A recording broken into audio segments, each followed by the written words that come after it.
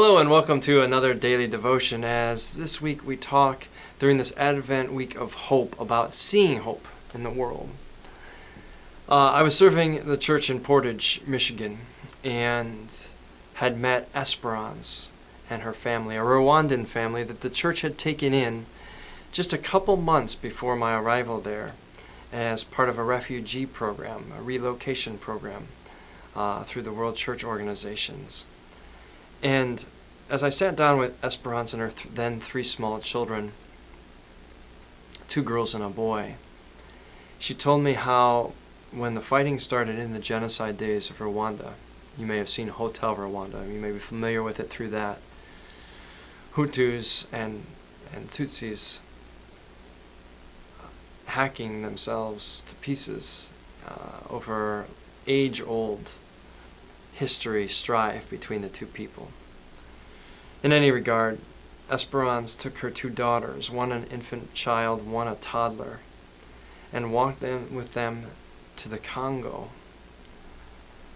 I believe the track is about 1,400 miles. It took her 2 years to make it there.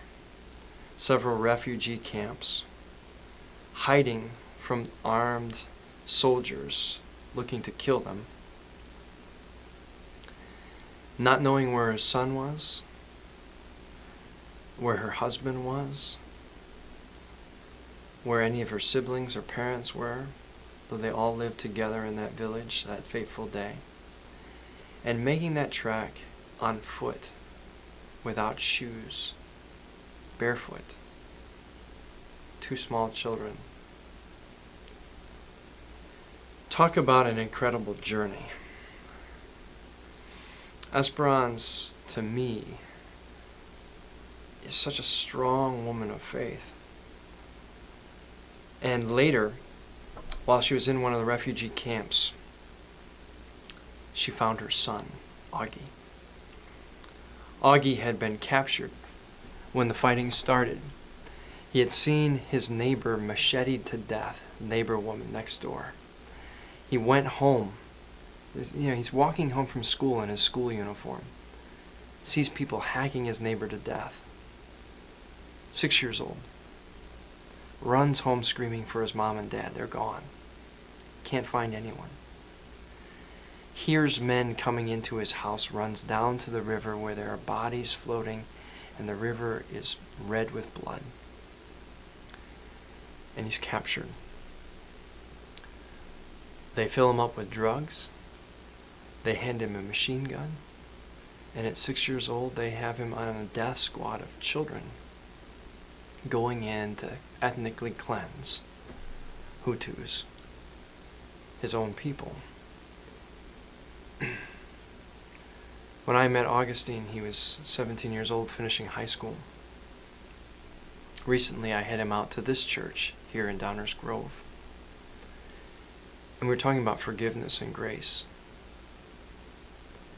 And as Augie talked briefly about those initial days in his capture, could not talk about the days in the death squad. Memories he was trying to forget and suppress. But he said, "I've come to a place of peace. I've forgiven the people who captured me, the people who did these things to my neighbors. I still don't know if my father and my uncles are alive or if they're dead. I assume they're dead. We haven't heard anything. We haven't seen their name in any refugee records from the UN. But I want to go back home. I want to stand at the threshold of my home where my last memories were horror and violence. I want to meet with my villagers and speak a word of faith, of grace, and reconciling hope." For Augie, despite the brutal exile from his own country, the refuge, and fleeing and escape from men who would do the horrible things they did to him as a child, I think of him at 6 years old, first grade. My kids are watching Paw Patrol and Sophia the First in first grade. He's killing people with a machine gun. How do you heal? His faith. Hope that spoke to a place of coming to peace, not an absence of war, but a realization that God was with him in those hard moments, and God has brought him to the place he's at now, and he wants to take that seeing of hope, that seeing of God, home. Doesn't have to go back to Rwanda. Who would want to go back after what he experienced in trauma? Except for the faith and peace he found in Christ.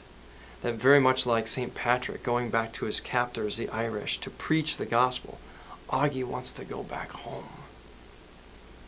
It's incredible. I can't even begin to imagine putting myself in his shoes. My pampered U.S. life, first world life, knows nothing to what that boy has suffered. But instead of wallowing in that victimization like so many do, say, no, I am going to use this affliction that God saw me through, and I'm going to take it home. What an amazing testimony.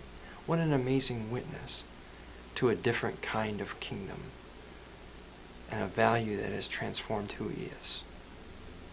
Augie is a friend. And so at the end of this devotion, I just ask you to please pray for Augustine and his hope to go home with good news. Here he is.